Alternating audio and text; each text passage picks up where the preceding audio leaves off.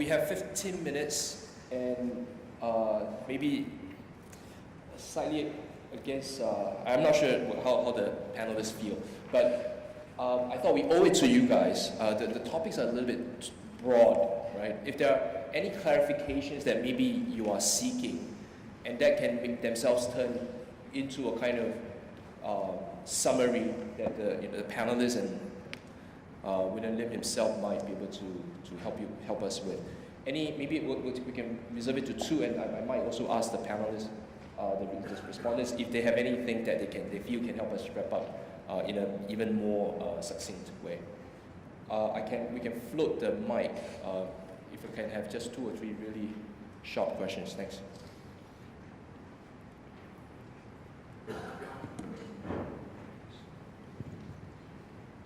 Hi, thank you, panelists. Well, much has been said about sustainability, climate change, and economics. Well, the question is, being a Gen Y person, I would say that there is much forward thinking into this messianic properties of the digital social within my generation. Someone mentioned access, and I would say it's not access as so much as appropriation. With the collapse of Arab Spring, 2 years ago, I remember attending a conference on the revolutionary properties of the digital social. And with the collapse of Arab Spring, I would say that, is there a need for this country, this utopia, not to turn into a dystopia within the digital social in itself? And, what is the pathway then, that's sustainable, using that word again, that's tangible through the digital social in the technological sector for Singapore dreaming? Would there be anyone, that question clearly came out from social media and kind of digitization of our society. Yeah. We have about 15 minutes max. I think we can even end a bit earlier. Yeah. We have 15 minutes on our schedule. Okay, I think that's a very good observation, and that's the relevant question, right? I think the promise of digital revolution, I think, was a real one. I mean, there are many people who compared that moment to the French Revolution, right? and therefore, over the next 50 years, in Europe, the monarchies crumbled, right, and we saw an entirely new world. Was that the beginning of the new world? I think it's part of it. I think it means that social accountability, to me, social accountability and democratic institutions, what is needed to the question is, what is needed to effectively channel this energy, this democratic participation through digital revolution into sensible and sustainable society and polity, right? And I think that what's important is not just the revolution on the streets itself, but the democratic institutions that can arise out of it. It's not just people camping in Connaught House, but do you have free media? Do you have independent judiciary? Do you have constitutional access to government information?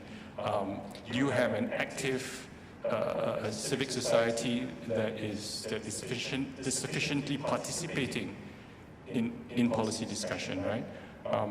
That actually bringing civic society together as a partner in governance, I think is the answer to that question. If you think about it this way, how long a time horizon do you think government, as opposed to as civil service, does it have for society? I would say it has a 20-year horizon, a 30-year horizon. Housing, healthcare, all these issues have a 20, 30, education, 30-year horizon. How long do you think is the time horizon of a political party? 5, 4, 3, 2, 1, right? How long do you think is the time horizon of a good civic society organization? It's also 20 years, right? So who has more in common in terms of sustainable governance? Political party or civic society, well-educated, strong civic society, I think, is a key partner with government going forward in strong governments as opposed to, you know, rule by mob. Cool. Can we just invite the next question? Thank you. This gentleman. Sorry. Hi. I think it's really useful that you point out that 6.9 million is just a signpost that we pass on a way to a much larger number. If we're going to avoid such a densely populated place, is there actually a vision or a dream of zero growth population for Singapore? What does that look like? And is there a vision of zero growth GDP where we can still thrive? Because it seems that the only way we thrive right now is through immigration. That seems to be the main driver of GDP. I'll quickly take that up at the technical level. I mean, zero growth population does not mean zero growth GDP. GDP is made up of productivity growth and population growth. So as long as you have 2% or 3% or 1% productivity growth, you will have growing GDP. And you will have growing, because you have zero population growth, you will have having growing GDP per capita. So you can have a rising standard of living with zero population growth. Even if you have zero GDP growth, if you have a shrinking population, let's say in Japan and Germany, you can have rising GDP per capita because your population is shrinking. And these societies, to think in those terms is the key to a sustainable future. I think we talked about environment, right? And we talked about what is really necessary to bring about at a global and at a national level a real sustainable society. And maybe you'd like to talk about that a bit in terms of population growth, how that features in. I think Willie made the point that controlling population growth is actually absolutely critical at the global level.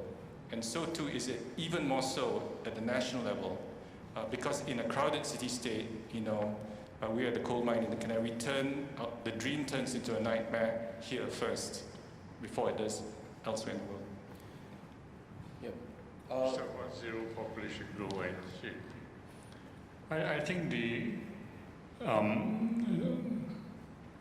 this may be actually in the long run necessary to have a zero population growth. If you have very fast growth in the last few years, as Alex Alces has said, those people, when they grow older, will have a bigger burden. But Singapore, in the sense, is fortunate because we have a negative population growth, so we can afford to balance it out by selective population to have a zero growth.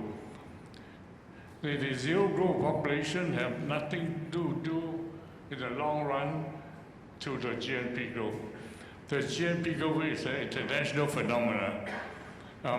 It may not actually happen in the years to come because the world just cannot afford for the rich country to keep on growing. So I think that the issue is it possible for countries as rich per capita income in Singapore to have a continuous economic growth, or any other rich country. But doesn't mean you cannot have productivity, doesn't mean you cannot have improved quality of life. But that is different from GNP growth, you know. So the higher quality of life, it means that there are more quality for particularly the man industry. So that is what we have to talk about. You know, so the GNP growth is a misleading diameter to measure out the success of the country at this point of time. All right, can we take the last? Yep. Bing Wan. Yeah. One question for Jagvi and one question for Lam Kiong. First for Jagvi, is it possible to actually calculate how much environmental impact we export from Singapore to the rest of the world? Because that is crucial to, I assume that the conclusion of your talk that talking about sustainability in Singapore is really quite an illusion. because we export all of our environmental impacts to the rest of the world. I mean, the moment we buy sand from Cambodia, we're disrupting life in Cambodian villages. For Nam Kyong will be, what does a very radical redistribution of income look like? I mean, you know, as you say, fortunately, PAP was a left-wing party. How much left-wing is still there, we don't know. But the question will be, if the critique is of capitalist growth as is projected continuously, you need to have a sense of what does the radical redistribution look like.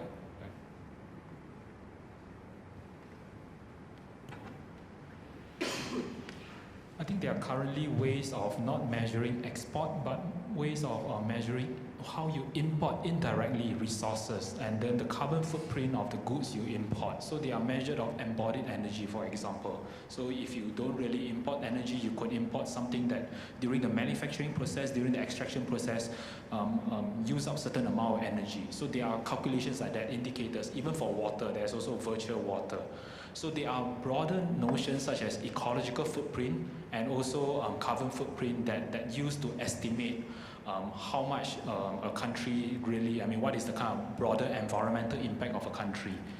But there are different figures, and none of these figures really tally that very clearly, partly because a lot of this depends on estimates, and estimates are as good as the data you can receive.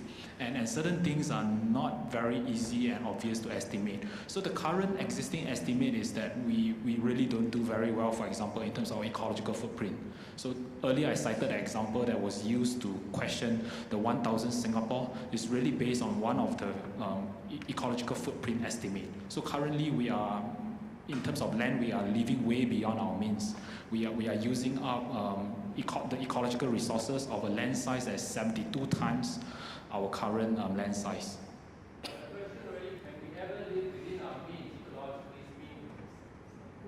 Conceptually, no. All cities are parasitic in nature. So, I mean, at least that is the kind of a historical understanding. I mean, cities have always need to import resources, import energy, import all kinds of things, because cities are places whereby the large population concentrate.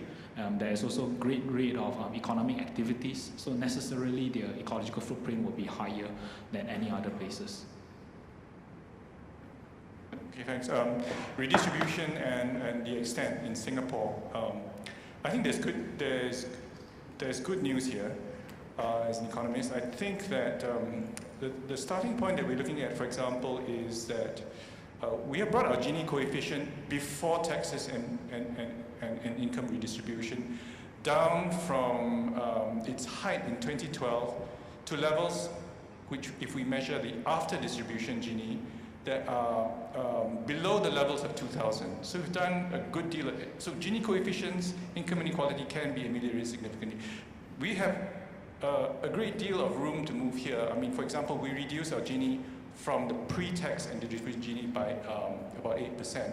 The US reduces it by 15%. Western Europe reduces it by 30 to 40%. We don't have to go all the way to Western Europe. Just by going to the US, we would double the rate at which we reduce our Gini and have a huge impact, right? Just to get to close to US levels, which are by no means very redistributive. And in addition to that, we have an additional advantage that gives us the scope to have even less zero-sum redistribution, which is we have huge fiscal resources. Okay, a lot of countries have to redistribute because they have to raise taxes very much more, and therefore tax one section, usually the rich, by income, by wealth, to help those at the bottom. Some societies have adapted wonderfully to this. If you talk to Scandinavians who are taxed at a 50% rate and more, they will defend their right to do that because they get actually more benefits from that system than they feel they would without that system. Now we in Singapore, for example, government spending as a share of total GDP is something that's 17%. In Scandinavia, it's 55%. We don't have to go all the way there. If we go just to Taiwanese levels, or we just go to Japanese levels, we go to 25 to 30%, we will be going more redistributing, another probably largely redistributing for the public good, 10, 12% of GDP. Can we afford to do that without getting into a deficit? Yes, we can. We have a structural budget deficit, a surplus of 7% of GDP according to the IMF, and we have a considerable reserve. I cannot mention anything on that because that's against the law. But suffice to say that if we use that rationally without running down the reserves at all, with still allowing for reserve growth, we can, I think, easily achieve that 10% increase, 12% increase GDP, run a budget, a balanced budget, and achieve considerable redistribution of resources to the poor, to education, to healthcare, to the infrastructure system, to industrial policy, that would make Singapore a qualitatively different place. What, does that answer your questions? Somewhat, but I was also, we might come to a close now just to let you have your tea break, but it does strike me that I think we have not escaped the numbers, and I thought implicit in Beng Haw's question was questions about the softer aspects, maybe about labor and how do you quantify that, and not about just carbon footprint alone. But let's maybe look forward to the historical session coming back from the tea break and also the sessions to come tomorrow. So I'll let you go for your break. Thank you. Thank you, guys.